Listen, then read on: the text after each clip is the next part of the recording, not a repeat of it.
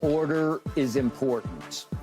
After yesterday morning's shoot-around, Caitlin Clark was asked by The Athletic's Jim Trotter about being used as a pawn in culture wars. This was her response.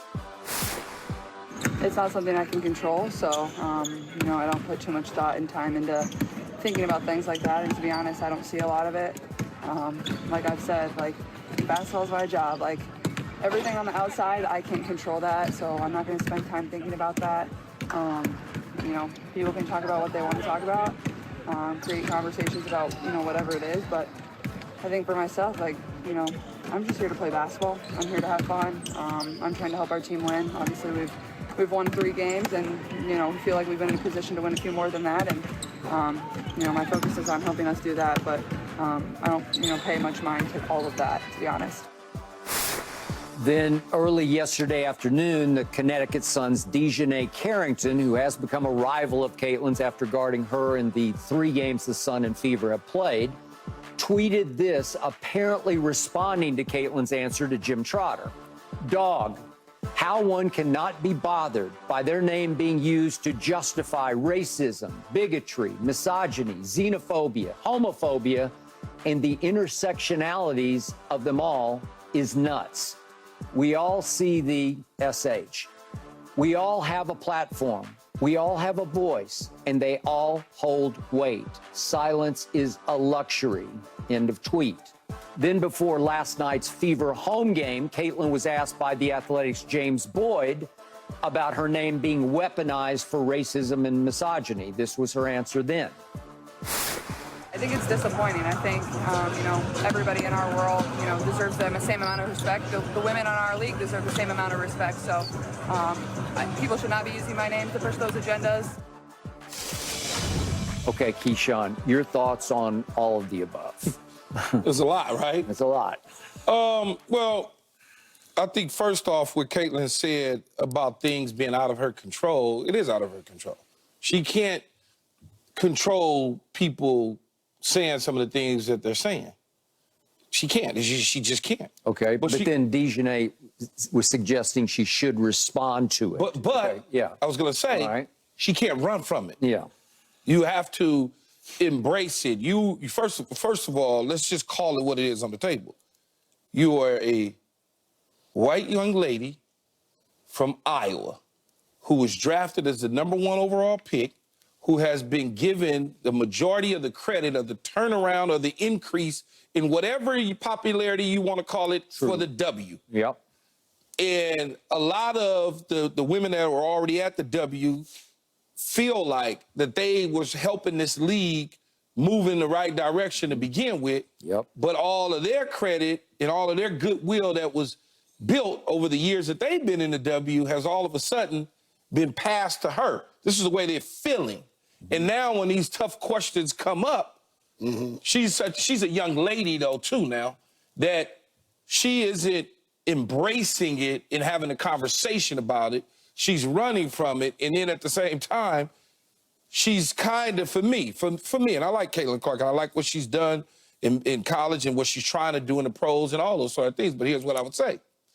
Don't try to sell me and make me think that you don't see what's going out there in the world with your name, because at the same time, you say you don't pay attention to it, you don't see it, but yet and still, you say you don't understand why they're using your name doing these things.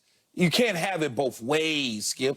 You just can't, and I understand this is all new to her. Yeah, it's totally new, I get that. Yeah. I get it's all new to her, but somebody, whether it's the Fever organization, her camp, because I'm sure she got one of these big old giant sports agencies because she's making a lot of off-the-court money and the whole deal. So she's got a team of people that need to kind of maybe grab her, sit down with her, and really go over these fine line things that could be trigger points for other players in this league to get her to really understand these are the things that are happening. And so let's figure out a way to be a part of these conversations without running from them. Because what you're going to get is you're going to keep getting Dejanay's saying these sort of things as long as Caitlin keeps saying what she's saying and acting like she don't see this. We all see everything everybody say about us. I'm not a big social media person, okay, at all. But don't think I don't see what people say, because I got friends and I got family, and I got son that will tell me, hey, man, look, Dad, what is this? That's just the reality of it. And she has friends and family that can tell her the same thing. So don't say you don't see it, you don't pay attention to it. Don't do that to us. Just, it's coming. Just keep playing back. Can't go 3 of 11 for 7 points either. Can't do that, in a game, because this conversation is going to keep coming. Because like I said before, at some point, she's going to have to play better to stop the noise. If she doesn't play better on a consistent basis, these type of conversations from a negative standpoint are going to keep happening to her, is because how she's come into the league. That's my thing. So what I hear from her, think about this, and let's put this all in perspective. She's still a kid. Yeah, she's young. She's been thrust into this superstardom spotlight that now, once her stage has gotten bigger, from college to the pros, now it goes into politics, it goes into a number of things that comes with being who she is. And, it's a lot of things just being in the sports world I didn't want to do. And, you feel like you have a responsibility to do it. Now, when I hear her speak, she just wants to play sports. She just wants to play ball. Yeah. And it's not her duty to please everybody off the court and answer all these questions, because, like, I remember when these type of things happened to Michael Jordan. Michael Jordan didn't speak on a lot of things people, like, thrust at him. Hey, I'm glad you brought it up. I wrote it. I was going to bring it up. You know what I'm But saying? he went his entire career, and he said, went no, out leave me entire alone. career. No, He wasn't in no I don't wanna get political involved. debates. No. He wasn't in no speaking for different people. It's just when you grow up and you start playing this kids game that we all grew up playing professional, that's all you thought about was playing the game. But then now you get thrust into such a big platform to where you can influence certain subjects. You can influence certain political issues. And if you choose not to do it, everybody can't be Bill Russell. Everybody can't be Muhammad Ali. Everybody can't be Kareem Abdul-Jabbar, Jim Brown. Yeah. Everybody can't be that. And that's understandable. So, I feel her. I feel what she's saying. She just wants to hoop. She's just a kid out of college, and all these different type of responsibilities been thrust upon her. Maybe she'll grow into that as she continues to get older and get better and things of that nature. But I don't feel she has to be responsible to answer and clear all the narratives that have been created around her platform, things that's going on because of what she's elevated. Yeah. So I love both your points. To your point, just remember, she's 22, and it's like she just left school, because it was a whirlwind of, she got like 2 weeks off, and she's the first pick, and she's being promoted, and all of a sudden she's playing games in the W. And it's hard, man, because they're really good. And she admits she needs to get in the weight room, and she's getting pushed around, and she's having some hard times. And last night, especially in the fourth quarter, she had a really hard time. She turned it over 4 times in the fourth quarter last night, went 0 for 2, and they almost blew a 15-point halftime lead. So she's having all her growing pains that should have been predictable. Yeah. Okay, so I'm with Paul in that when she says, I just want to play basketball, it doesn't mean that she doesn't have a heart for all this, a soul for all this.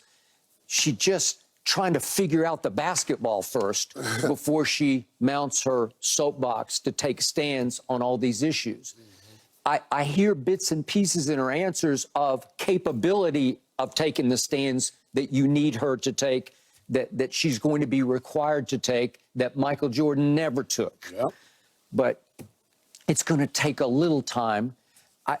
I think she deserves just a little bit of break for a while before you hold her feet to the fire, because I think it's going so fast that it's like all of a sudden everybody wants her to be Abraham Lincoln, and she just can't be yet. Do I think she has potential? I do. But, man, with the weight of the world on her shoulders over the Olympic debacle, and by the way, I need to point out, to your point, because you said you wanted to see her on the Olympic team just for promotional sake, Adam Silver yesterday said the very same thing. He said, if I had my way, I would want her on the team. And I was the business of it. I was shocked he said that. And remember, the NBA, you know, is the WNBA is under the umbrella of the NBA. So effectively, Adam Silver sort of oversees the W also. And he's saying, in so many words, if you just asked me, I would have preferred her on the Olympic team. But he said, my priorities are different than USA basketball because they're just trying to pick the best team. And obviously they did. They're just trying to get another gold. That is exactly right.